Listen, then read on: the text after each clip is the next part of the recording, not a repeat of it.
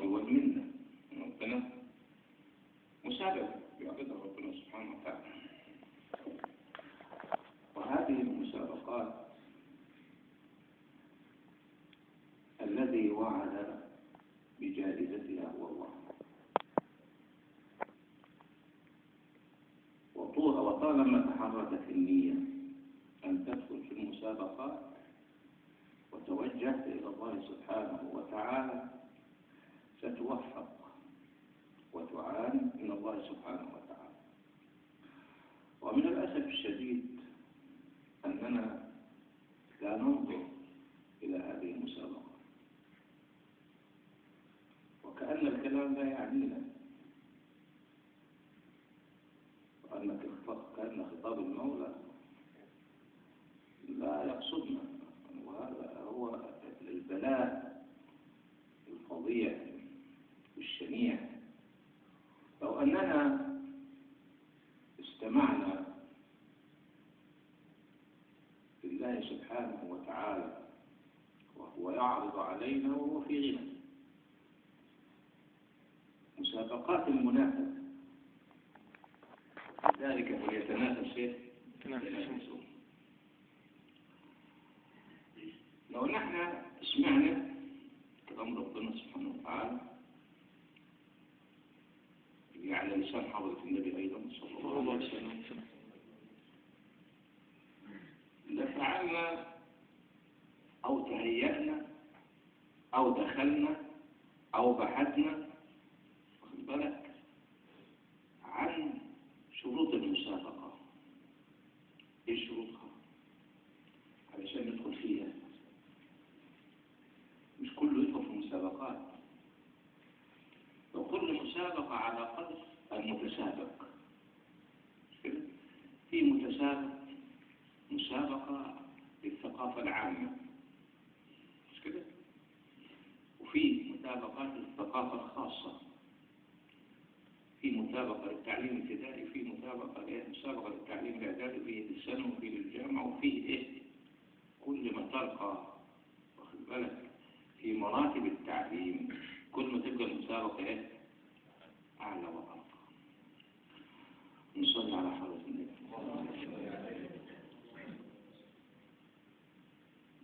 مش كده معروف؟ وده اللي هو إيه؟ معروف. فإيه شروط المسابقة؟ وأية مسابقة؟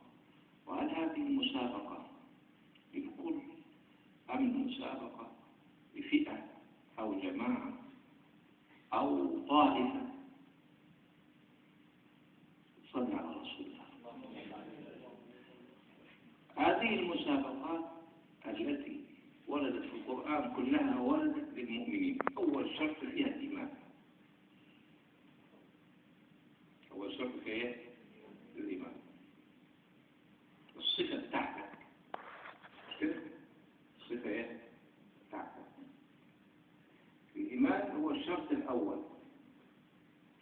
والإيمان معناها التسليم بما رأيت وبما سمعت وبما شهدت بالله سبحانه وتعالى بأنه الإله.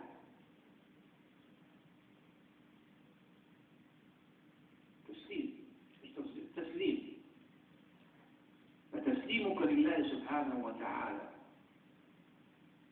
بما سمعت أو رأيت أو شهدت هو ده اسمه ايه؟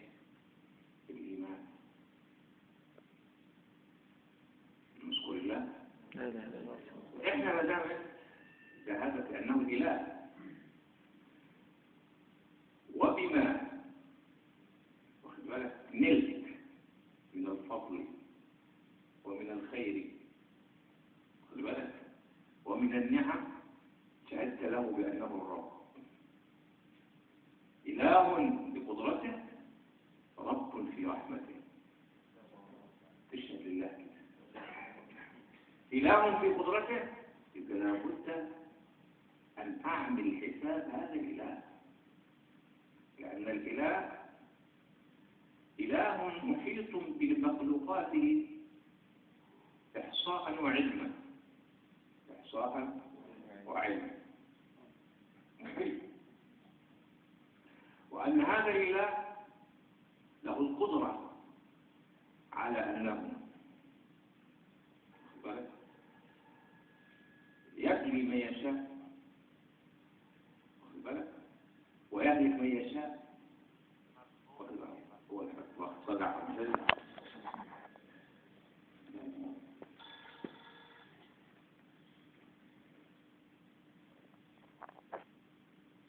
نصلي على حضرة النبي.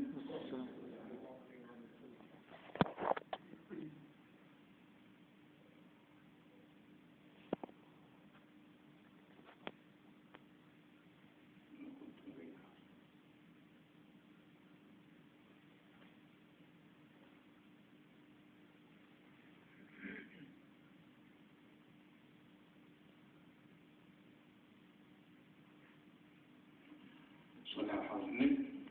أول شرط في المسابقة يكون إيه؟ تسليم. الله ده إذا وعدك صدقك، خلاص؟ وإذا أوعدك لم يتركك. إذا وعدك صدقك، وإذا أوعدك لم يتركك. إن الله يمضي للظالم حتى إذا أخذه لم يفلت. طيب ما دام الإله إذا وعد صدق وإذا أوعد صدق، يبقى لابد نعمل حساب ده ولا ما نعملش؟ نعمل هذا الحساب. والإيمان لا يكون واخد بالك بنطق اللسان فحسب،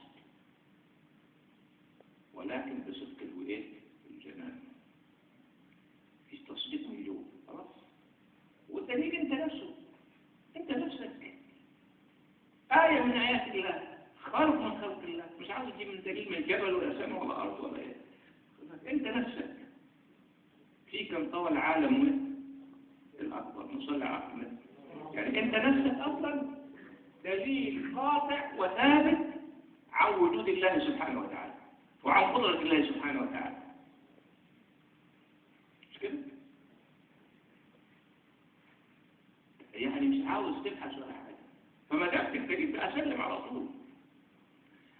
الإيمان بالله يبدأ بالشهادتين، وما قالش أن تقول لا إله إلا الله، بل أن تشهد. في بار ما تقول لا إله إلا الله يبقى أن تشهد.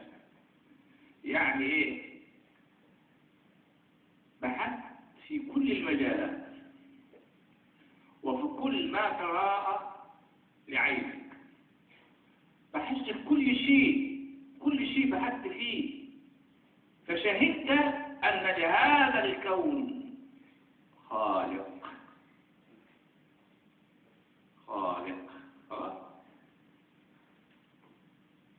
أشهد أن لا إله إلا الله. واخد بالك؟ فالإله هو الذي له الهيبة والعظمة والقدرة والإجلال. هذا الإله هو الذي إذا خفت منه تهرب إليه، لمحدش هينجيك منه، مش هيجيب له واسطة ولا حاجة، لا. هذا الإله إذا خفت منه تهرب إليه. وده بقى واخد بالك الكمال الإلهي والجمال الإلهي. يعني فرعون نفسه لما بيغرق، وعليكم السلام، لما بيغرق واخد بالك استغاث بموسى فلم يغثه، فعاتب الله موسى في فرعون.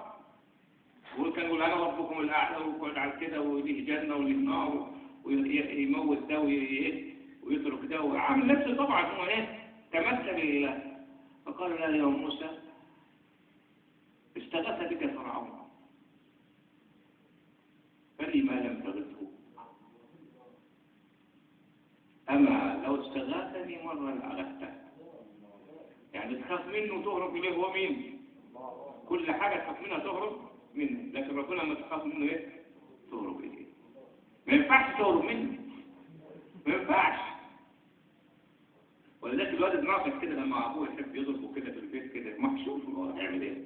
يكون داخل في ابوه، هيهرب منه مش هيروح في ركنه ولا تحت دكه ولا حاجه، يقوم لازق فيه كده، مش كده؟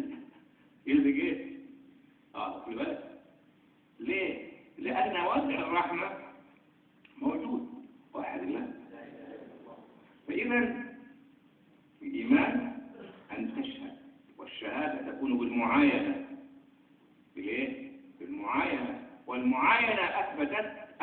لهذا الكون خالق، وأن لهذا الشأن الذي أنت فيه قادر،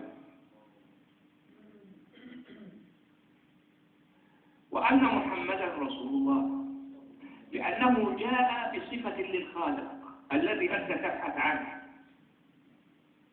ريح ضميرك، مين اللي خلق السماء ومين اللي خلق الأرض؟ جاء قال لك اللي خلق السماء وخلق الأرض ما تحتاجش هو الله. وهذا دليل على صدق حضرة النبي. ما قالش لا، يعني كان لهم أنا اللي عملت وأنا اللي سويت، لا، كتب الله وحد الله. وأن محمد رسول الله يعني كل ما ورد من رسول الله صلى الله عليه وسلم من قول أو فعل أو ترك أو صفة فهو من عند مين؟ ما هو رسول، فلا بد أن نسلم لرسول الله دون أن نناقشه في أمر. خلاص تشهد أنه خلاص شهدت، يبقى ما دام شهدت يبقى أيقنت إن لا يرد، كل منا يؤخذ منه وردت عليه إلا صاحب هذه القبة. وصلي عليه صلى الله عليه وسلم. وصلي على حضرة النبي. اللهم صل على محمد وعلى وعلى صحبه وسلم. هذا الإله هو الذي تشغل نفسك به، هو اللي تشغل نفسك به، تشغل نفسك حاجة ثانية. وحد الله. ليه؟ لأنه هو وفر عنا في الشغل بالدنيا، وفر عنا في الشغل، ضمن لك كل حاجة. وكأي من دابة تدب على الأرض، أي دابة لا تحمل رزقها الله يرزقها وإياكم كمان. هو خلاص ريحك من الحتة دي. إنما لما حبيت أنت بقى مش من مرتاح، ما وصلتش لمقام المؤمنين، بقيت عاوز اتوظف، تجري مشاركك، تجري مدرسة، تروح لغير، تروح لفلاق العلام، وبقيت تبحث عن ايه؟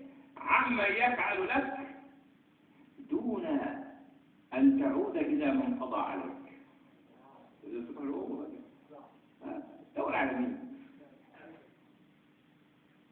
ولذلك الاولياء، ايه الاولياء؟ اللي هم قاموا بخدمة الدعوة، لم تشغلهم الدنيا خلاص، كانوا يخرجون في سبيل الله ليبلغوا دعوة رسول الله ويتركون أولادهم، ولكن كانوا أولادهم في عز وجاه ومتعة ونعيم. من الذي؟ الله سبحانه وتعالى. يبقى يشغلك في الدنيا ايه؟ مش واحد مشغول بوحدة أو واحد مشغول بشقة أو واحد مشغول بسيراميك أو واحد مشغول، لا، ما تشغلش بيها، دي موضوع ايه؟